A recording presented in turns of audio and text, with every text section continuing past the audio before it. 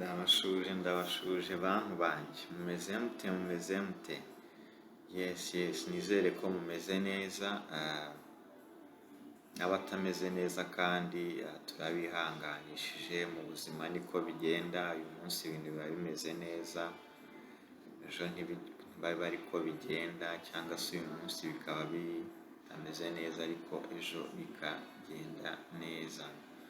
So guys, uyu munsi rero nje kubaganiriza ku kiganiro kiri special cyane, ariko mbere yo gutangira ikiganiro ndagira ngo nsuhuze cyane, nubwo natangiye nsuhuza abavandimwe bari mu Burundi.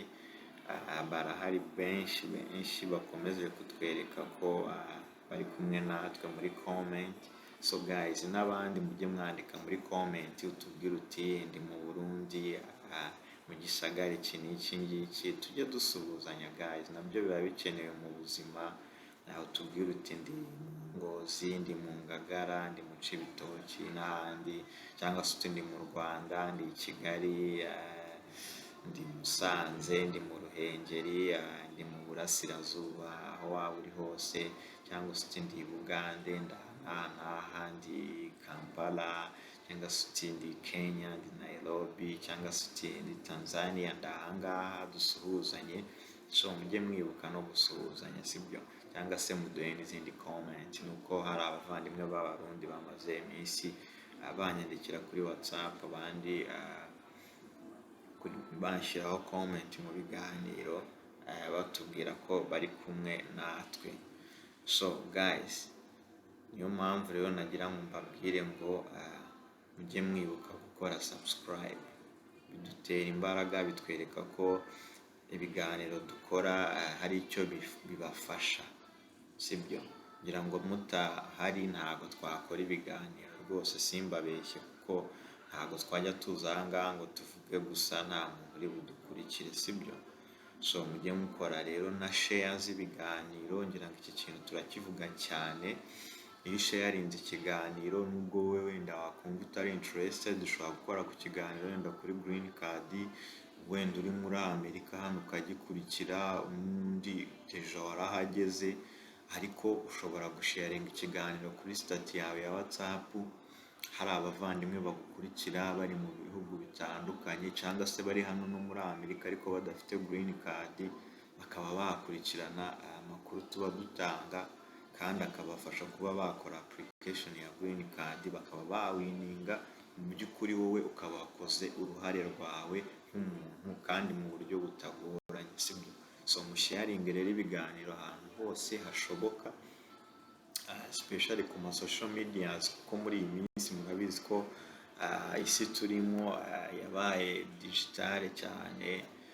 So gerageze rero musharinge ibiganiro kugira ngo abantu babashe kubikurikira, kuko aya makuru tuba dutanga ni ingenzi cyane, kandi tuba tuyatanga nta kiguzi. Yes. Na comment zanyu turazikeneye cyane guys, especially ubu ngubu turi gucountinga iminsi 2 ngo green card application itangire muri iyi DV2025. So guys, dukeneye comment zanyu, ikintu tumvishe, ikintu udasobanukiwe neza. Guys, wigenda ngo ubikore uko ubitekereza, tubaze, ube sure ku kintu icyo ari cyo cyose. Uzakore application wizeye 100% ko part cyangwa uruhande rwawe warutanze neza, sibyo? Then utegereze kuba selected, ariko uri sure ko ibyo usabwa wabikoze neza. So guys, uyu munsi rero tugiye kuganira kuri instructions za DV2025. Ntabwo abantu benshi bajya bafata umwanya ngo bajye gusoma instructions za DV, bamenye ngo ni ibiki bisabwa muri iyi application. So nicyo ngiye kubaganiriraho uyu munsi. Gusa zino instructions ziba ari nyinshi cyane, ziri kuri page zigera kuri 21. Ngewe nabakoreye summary ngiye kubabwira muri kino kiganiro, irimo iby'ingenzi, ko ibyinshi twagiye tunabivuga mu biganiro byatambutse, yaba ari ibijyanye n'ifoto, yaba ari ibijyanye na green card icyo ari cyo, uko ikorwa, process zose twagiye tubivuga mu biganiro bitambutse. Uyu munsi ni nka summary ngiye kubaha, ariko by'umwihariko y'ibintu by'ingenzi, sibyo? Kandi guys, izi instructions ngiye kubabwira ahangaha, nuzitondera ukazikurikiza 100%, uzaba ufite amahirwe yo kuwininga iyi green card. Ntabwo ndi umupfumu, sindi n'umuhanuzi, ariko ndabashoringa ko izi instructions ngiye kubaha ahangaha nuzikurikiza neza nk'uko ngiye kuzivuga, uzaba uri mu banyamahirwe bazabona green card mu mwaka wa 2025. ngira ngo ibintu bya fiscal year narabisobanuye, mujye mwumva wenda umwaka wa 2025 mutse ko tutarawugeramo. Ni ukuvuga ngo application ya green card nimba itangira mu kwezi kwa 10 k'uyu mwaka wa 2023, selection izaba mu kwa 5 kundi mwaka, ama interview akomeze akorwe, atwara hagati y'amezi 12 na 18. urumva bizaba byageze mu mwaka wa 2025 aribwo abantu bazatangira kubona amaviza baza muri Amerika. Narabisobanuye mu kiganiro, numva ashaka kumenya byihariye yasubira inyuma n'ubundi mu biganiro twakoze, bisubiramo ibijyanye na fiscal year y'abanyamerika. So izi instructions ndashaka ko tuzihera ku myaka. Ni imyaka ingahe isabwa kugira ngo umuntu yemererwe gukora application ya green card? Iki ni ikibazo abantu benshi bibaza. Guys, muri instructions bavuga yuko nta myaka iri limited cyangwa se minimum age yo gukora application ya green card cyangwa se maximum, sibyo? Waba ufite imyaka 2, waba ufite imyaka 5, waba ufite imyaka 20, waba ufite imyaka 100, green card of course bikora application, nta restriction ku myaka iriho. Gusa ahangaha mugomba kuba careful, especially ku bana, sibyo? Ni ukuvuga ngo ahangaha ku bana kugira ngo wemererwe guhabwa visa ya Amerika, nuko ugomba nyine kuba ufite imyaka yemewe kugira ngo ube wabasha kwifatira imyanzuro, sibyo? So ahangaha rero urumva ako kantu karakugonga, ariko gukora application ushobora kuyikora ukawininga. Ariko njyewe ku bana especially, inama nabagira, abana bari munsi y'imyaka 21 bahakora application donc mu buryo bubiri. Hari ukuba wakora application ku giti cyawe nk'umwana, igihe ufite imyaka iri munsi ya 21 cyangwa se iri na hejuru, iyo wininze rwose especially guhera kuri 17 kuzamura, ahangaha ushobora kubona amahirwe yo kuba wabona iyi visa ukaza muri Amerika. Ariko wenyine ntabwo uzazana ababyeyi direct ngo muhite muza. Ariko urumva nimba ufite imyaka 17, ndaza kubagerera ku kijyanye na education, uko American standard ivuga. Ubundi turabizi ko uburezi bw'ibanze bufata imyaka 12 muri rusange, ariko bigiye bitandukanye. Gusa iki sinshaka kukijyaho ntararangiza iki cy'imyaka. Ufite iyi myaka rero ushobora kuba wakora application ku giti cyawe, n'umubyeyi akaba yakongeraho. Igihe utarimariye ariko igihe utarashaka, umubyeyi ashobora kukongeraho ugakora application, sibyo? Ahangaha iki kintu kibe clear. Ikindi kijyanye n'abana, ndetse ko ndibuze kukigeraho no hasi, reka mbe nkihoreye, ahubwo ku kijyanye n'imyaka guys, mumenye yuko nta limit, nta maximum, nta minimum y'imyaka kugira ngo ukore application ya green card. Icyo ngicyo mugifate gutyo, imyaka iyo ari yo yose waba ufite wakora application ya green card. Good. Ikindi ni ikijyanye na education according to American standard.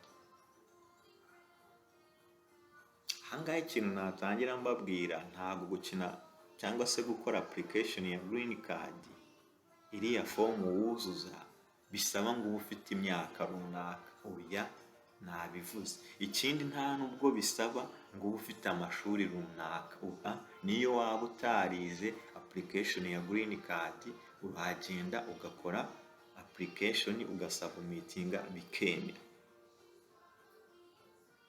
Ariko nta visa wazabona igihe udafite high school diploma.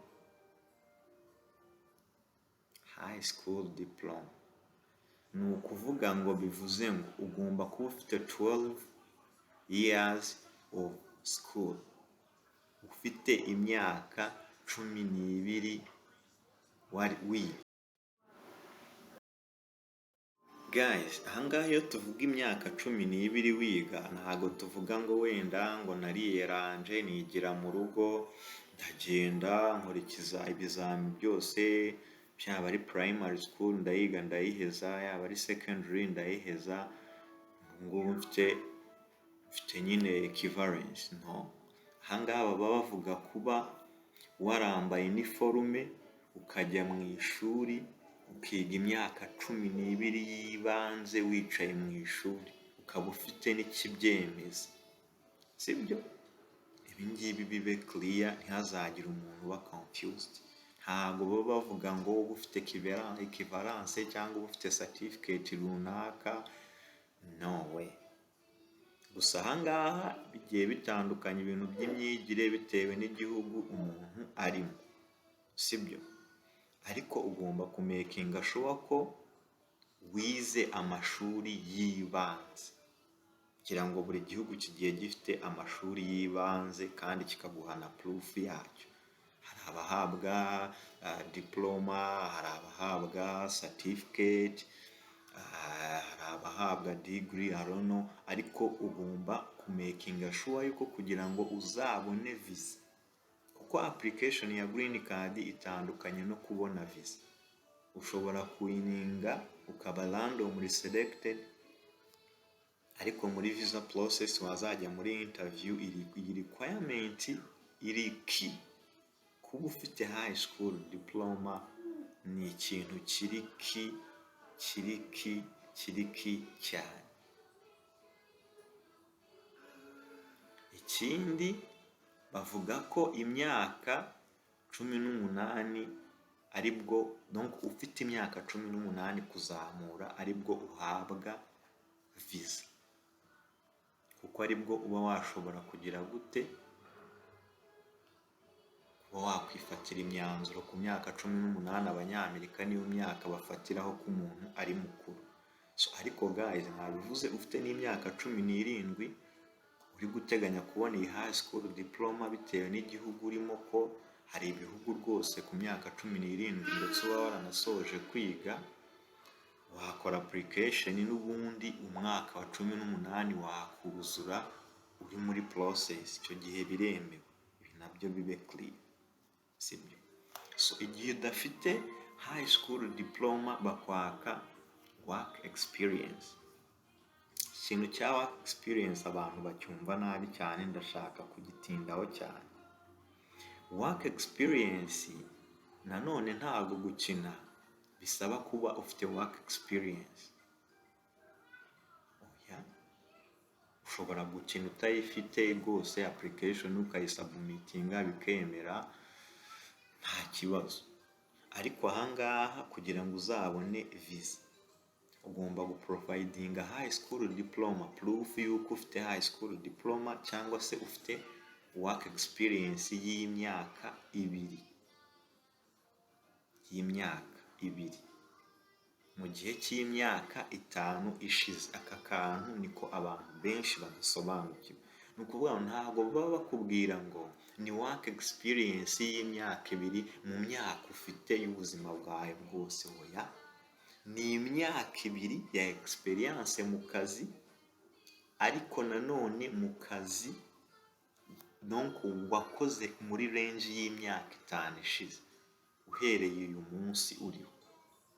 Ibi bintu bibe clear. Ni ukuvuga ngo mu myaka 5 ishize baba basaba kuba byibura warakozemo imyaka 2 kandi akazi nanone kemewe. Ntabwo ubuzi bwose bwemewe. Ahangaha kuri iki kintu cy'akazi nzagikoreraho ikiganiro cyihariye ku bantu bazaba badafite high school diploma bashaka gukoresha zino work experience, ariko gukora application nibwo wayikora nta kibazo ukawininga, sibyo? Ntituhatinde cyane, ariko ntimukabe confused ngo mugire ngo ni experience y'imyaka 2 mu myaka y'ubuzima bwawe bwose umaze. No, ni imyaka 2 ya experience mu myaka 5 iheze. Kibe clear iki kintu. Ikindi kintu ni marital status. Very very important thing. Ikintu cy'ingenzi cyane cyane cyane abantu benshi nanone bibeshyaho. Ahangaha nimba uri single ugomba kuvuga ko uri single.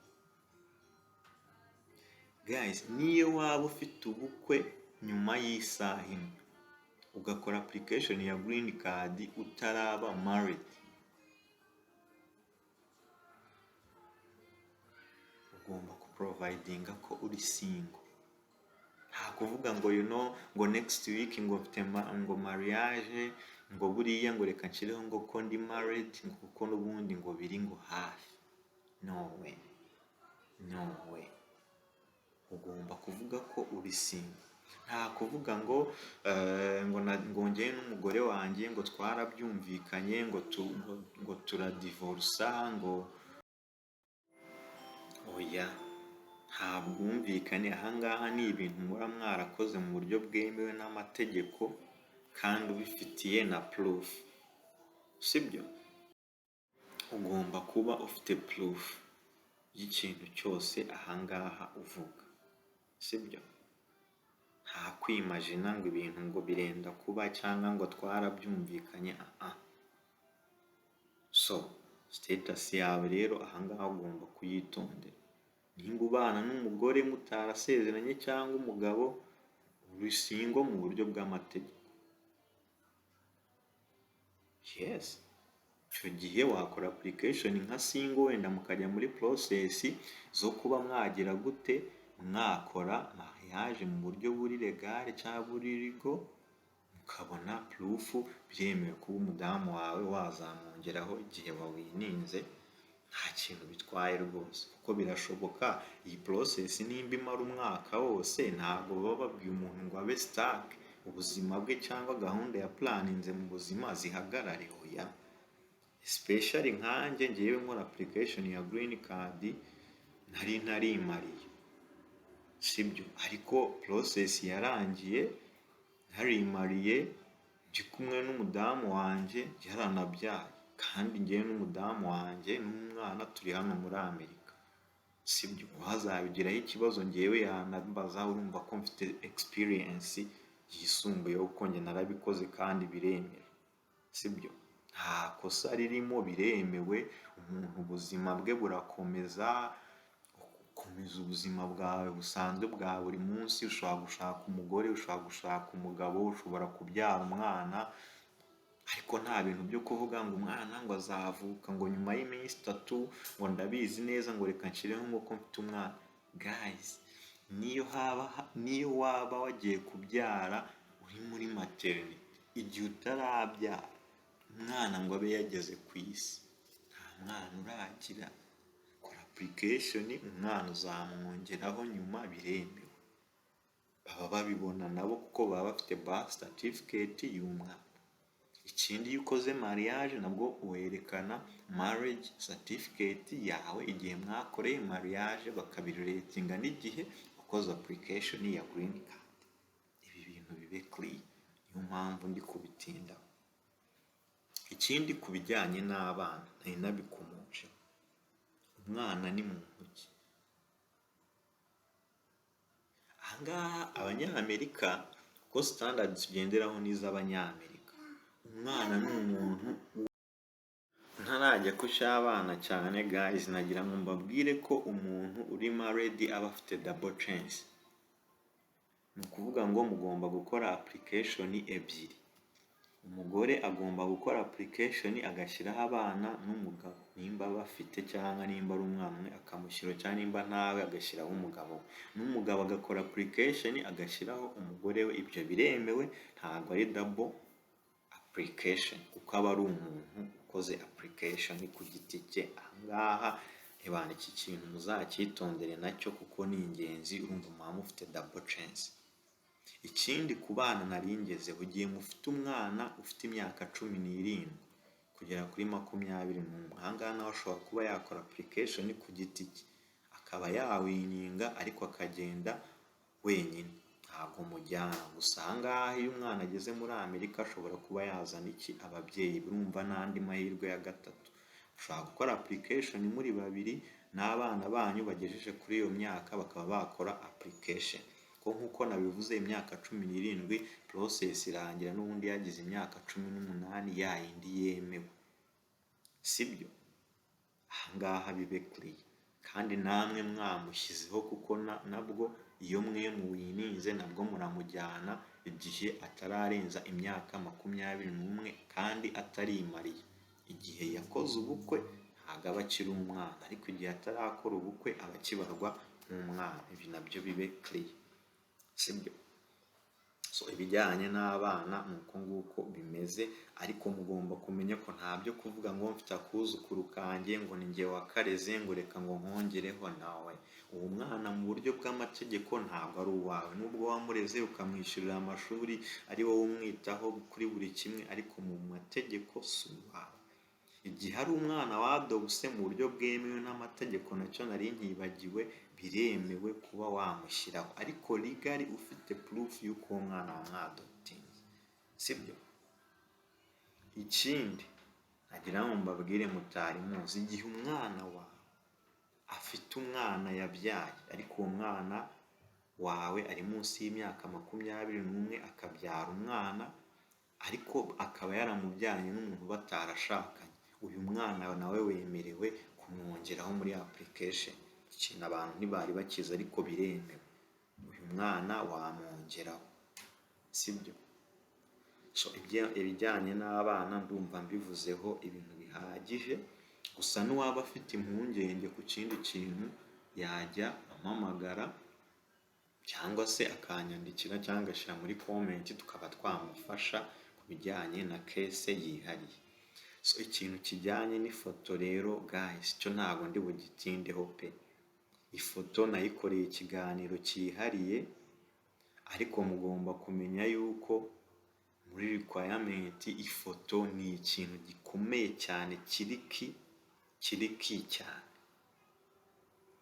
Umuntu utazi iby'ifoto yareba ikiganiro twakoze ku kijyanye n'ifoto ibyo isabwa, requirement igomba kuba ifite, ifoto igomba kuba ifite inch zingahe, brightness, luminosity, ni ibiki utemerewe gukora, kwambara ingofero ntibyemewe, kwambara amarinete ntibyemewe ugiye gufata ifoto yo gukoresha application ya green card, ibintu by'ibitambaro ntibyemewe kereka ku muyisilamu wambara hijab, ariko nawe akayambara mu buzima bwe bwose bwa buri munsi, kandi atari ya yindi ihisha amaso yose, akaba ari ya yindi igaragaza isura, sibyo?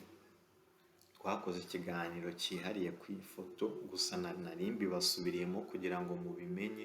Ifoto ni ikintu cy'ingenzi. Ifoto yawe iyo ikoze nabi automatically ntabwo ushobora kuba selected, kabone n'ubwo ibindi byose waba wabikoze neza. Kandi nimba muri batanu, family members bawe ari batanu, amafoto yanyu yose agomba kuba ameze neza. Igihe hari imwe muri zo idameze neza, automatically muba muri ineligible. So niyo mpamvu nabagiriye inama ngo nimba utazi uburyo bwo gufata ifoto neza, tubaze bitewe n'ahantu uri, twakudayiregitinga ahantu wagenda bakagufotora ifoto nziza yujuje requirement, cyangwa se bakanayigufotora ukayiduha, twe twagufasha tukayikorera ubuntu rwose, tukayiguha imeze neza yujuje requirement, sibyo? Kuko hari ugufata ifoto, hari no kuba ifoto yujuje requirement za passport photo size according to American standard. Ntabwo ari standard yo mu gihugu urimo hano. Ifoto ibigomba kuba ifite size ya American standard 2x2 inch, cyangwa se 600x600 ingana hose. Facial expression ureba imbere neza nk'uko umeze, nta kurarama, nta kureba hasi, urutugu rumwe rudahengamye. Ibi byose barabireba, luminosity barayireba. Ibintu byo kweditinga, guys, muzeditinga uko mumeze ntibyemewe. Baba bashaka ifoto igaragaza umwimerere wawe, sibyo? Ushobora kurisayizinga nta kibazo, na background ushobora kuyihindura ikaba umweru uri pure, nta mweru urimo utundi tuntu, uturabyo, ngo those crazy things ntimuzabikora. Nabikoreye ikiganiro mu gikurikire cyihariye cy'ifoto. Guys, ibi bintu ni ingenzi cyane cyane ku ifoto. Nagiye mbivuga, narabivuze byose, ntabwo ndi bubisubiremo, byatuma iki kiganiro kiba kirekire cyane. Niyo mpamvu nababwiye yuko ahangaha ndavuga instructions, ariko nzi ko inyinshi hari izo nagiye nkoraho ibiganiro byihariye. So kijyanye n'ifoto rero reka nkihinira ahangaha. Gusa umuntu ufite imbogamizi ku bijyanye n'ifoto, guys, atwandikire comment cyangwa twandikire kuri WhatsApp, twebwe turamufasha kubona ifoto nziza kandi yizewe yakoresha mu buryo butamuhenze. Kandi ntimunirarire umuntu udashoboye gukora application ya green card, twamudirectinga uburyo yayikoramo kandi akayikora neza. Twe nta giciro hano dusaba, ni ugutanga ubufasha. Twarabivuze, ibiganiro dukora ahangaha cyangwa ubufasha duprovidinga ntabwo ari ubugamije kugwiza amafaranga cyangwa gukura amafaranga mu bantu. Just ni support, ni social support duprovidinga nk'abantu, kugira ngo ikiganiro dukora nikigiraho kigukura kikakugeza ahandi, nawe the next years uzagira nawe ibyo ukora bifasha abandi. Mu buzima ni ugufashanya, mu buzima nta wigira, nta mugabo wigira. Abanyarwanda barabivuga, mu Kirundi sinzi uko babyita, umuvandimwe w'umurundi ubiza azabitwandikira, sibyo? Ariko nta mugabo wigira, nta n'umutwe umwe burya wifasha gusa, nicyo niko bavuga. So guys, mureke tujye dufatanya, sibyo? Abantu iyo bafatanyije bagera ku bintu bikomeye cyane, nta kintu batageraho. Niyo mpamvu rero twakoze uru ruganiro, tuzatugenda tubisubiramo kenshi kugira ngo bisobanuke. So ikindi kintu nshaka kubabwira ni kuri number of entries. Umubare w'abantu bazaba selected n'ubundi muri iyi DV2025 ni 55,000 n'ubundi nibo bazahabwa visa. Izo nizo maximum visa zizaba issued. Kandi guys, ahangaha iyo bavuze 55,000 bya visa, ntago babara ngo nimba umuntu yaraje muri Amerika afite abana wenda 6 nawe n'umudamu, ubwo ni abantu 8. Abo bantu baba babara nka visa, kuko ni visa yahawe family, sibyo? So mwumve yuko rero nubwo bavuga 55,000, ariko hari igihe birangira batanze visa nyinshi cyane bitewe n'abantu bagiye baza, sibyo? So ni abantu benshi, ariko guys, nanone mumenye yuko iyi gahunda ibikorwa ku isi yose n'ibihugu byinshi cyane. Amamiliyoni akina bino bintu ni menshi cyane, ni menshi cyane. Niyo mpamvu mbabwira ngo mwitwararike, mukore ibisabwa neza. Ikindi kintu nshaka kubabwira ni kuri confirmation number.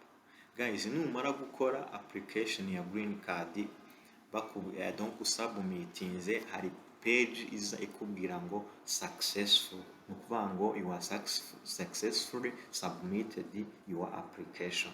Hagahita hazaho munsi confirmation number, amazina yawe, igihe wavukiye. Iyo page iza guy ni ingenzi cyane, yiprintinge cyangwa uyiscreenshootinge uyisendinge kuri email yawe, uyibike ahantu yizewe, kuko iyi confirmation number mu kwa gatanu k'umwaka utaha igihe uzaba ugiye gucekinga ko wabaye selected niyo uzifashisha. Kandi narabivuze ntuzayandikisha ikaramu, kuko ahangaha hari igihe haba harimo o ukaba wayitiranya na zero, sibyo? Iyi screenshooting yifotore yiprintinge kugira ngo ubirisho, kuko ni imibare ibivanze n'inyuguti, so ntabwo ari ibintu wakwandika n'ikaramu ngo bishobore, sibyo? So confirmation number rero nayo ni ikintu cy'ingenzi mu cyiteho. Ikindi nshaka kubabwira ni kuri country of eligibility, very important thing.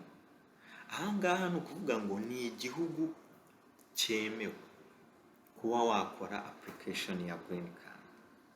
Ahangaha ugomba kumenya yuko igihugu cyemewe, cyangwa se hari naho bazakubaza igihugu wavukiyemo n'igihugu utuyemo, sorry. Ahangaha igihugu country of eligibility itandukanye n'igihugu uri. Ushobora kuba uri muri Nigeria, nk'ubu uyu mwaka ntabwo Nigeria iri eligible. Abanya-Nigeria, sorry, ndabihanganisha, abavandimwe bo muri Nigeria bujuje umubare usabwa, bya 55,000 bya visa barabyujuje, bari hano muri Amerika, ibyo bihumbi by'aba-Nigeria, kandi mu gihe cy'imyaka 5. Mwumva ko aba-Nigeria ari benshi ibintu bya green card babisobanukiwe. So maybe ko mu myaka wenda izaza bazongera nabo bakabafungurira, ariko reka tubihanganishe abavandimwe bo muri Nigeria rwose ntabwo mwemerewe gukora application, sibyo? So iki kintu rero mugomba kukibaho serious. Ushobora kuba uri mu Burundi ariko waravukiye mu Rwanda, icyo gihe igihugu wavukiyemo uzavuge ko ari u Rwanda, guys, even if waba ufite nationality y'u Burundi. Ahangaha bazakwaka proof ya birth certificate cyangwa birth record. So ntago mu Burundi bayiguha kandi waravukiye mu Rwanda. Nta nubwo niba waravukiye Burundi uri mu Rwanda bazaguha birth record cyangwa birth certificate yo mu Rwanda kandi uvuka i Burundi. Ntago i Bugande baguha birth record cyangwa birth certificate kandi uvuka mu Rwanda. So mube consistent kuri iki kintu, mukitonde, uzavuge ibijyanye n'igihugu iki kintu cy'ahantu wavukiye na aho utuye na aho uri eligible, mucyitondere, muzagikore neza, ntikizababere imbogamizi. Ushobora kubikora nabi ukaba selected, niyo mpamvu mba mbivuze, ariko wazajya muri interview bikakugonga, bakakubwira bati watubeshye igihugu uvukamo, your visa nyine ntabwo ibaye approved, sibyo? Ikindi nshaka kubabwira ahangaha ni ikijyanye na passport requirement.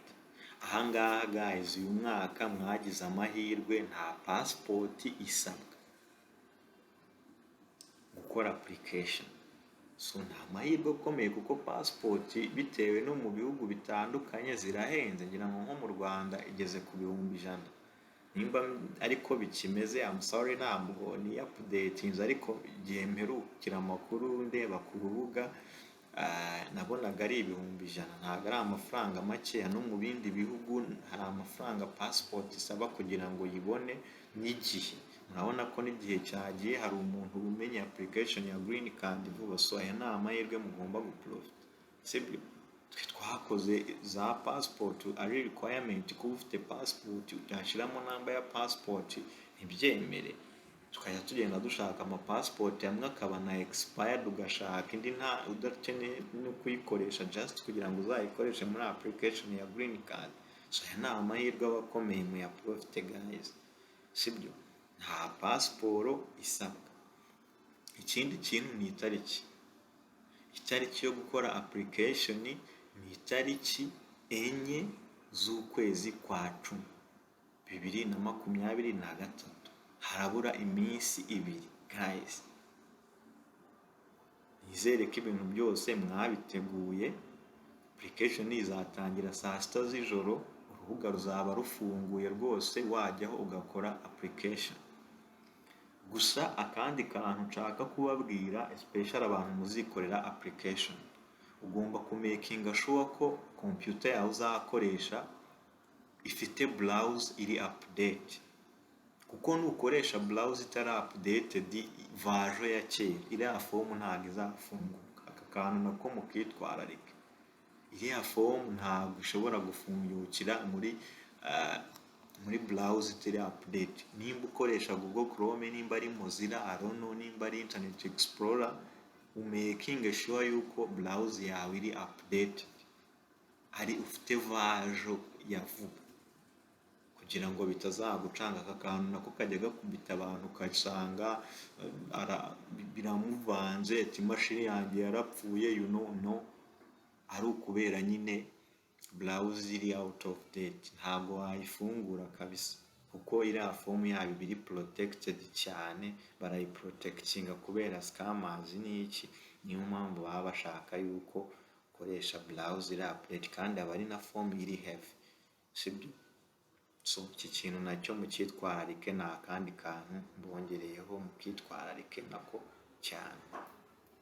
So guys, rero ntabwo iki kiganiro nshaka ko kiba kirekire cyane, ngira ngo mbabwiye instructions ndazivuze. N'uwaba yumva hari instruction atasobanukiwe neza, yaduha comment, yatwandikira kuri WhatsApp, yaduhamagara, twamusubiza rwose tukamufasha. Muri iyi minsi 2 turiteguye, turi available gufasha abantu gukora application neza, ariko tukaba muri iyi minsi 2 tukaba providinga iby'ingenzi bisabwa kugira ngo ukore application mu buryo bwizewe kandi bwiza. So guys, turi kumwe rero no mu gihe cya application. Nzabereka ukuntu form yuzuzwa rwose, ndimo ndabitegura, ariko mugende mukomeza mutwandikira, mutwegera aho mufite imbogamizi iki, tuzajya tugenda tuba directinga cyangwa tubafasha. Guys, reka rero minira ahangahe ikiganiro. Ibiganiro nakagaruka n'ubundi mu ruganiriro rwanyu. Yari wa mutaramyi wanyu Martin Baributsa, channel niko yitwa. Ushobora kwandika Martin Baributsa channel urayibona, cyangwa Martin Baributsa urayibona, ugakurikira ibiganiro byose twagiye dukora. Harimo information z'ingenzi cyane, kandi soza mwibuke gukora subscribe guys, mukore share z'ibiganiro, mukore comment, mukore like nyinshi cyane, tubone yuko ibiganiro mubikunda. Yes, ni inkunga ikomeye cyane. So reka mbabwire ngo ciao, ibiganiro nakagaruka. Imana iduhane umugisha cyangwa iduheza gire, n'izindi ndimi nzagenda nziga. So God bless you guys. Turi kumwe cyane, stay in touch, mukomeze mukurikire ibiganiro.